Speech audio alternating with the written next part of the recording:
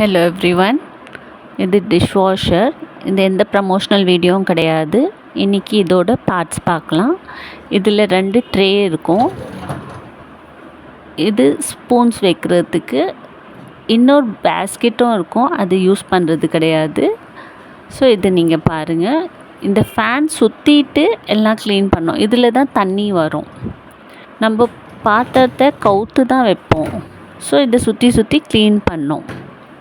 கீழேயும் ஒரு ஃபேன் இருக்கும், இதுவும் சுற்றும்.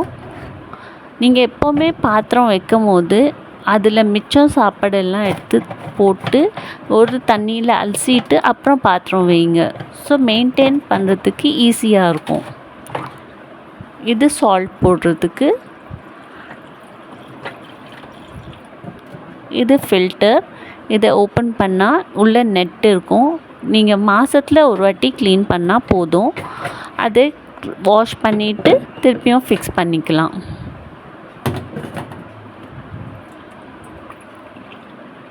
இதுதான் நெட்டு.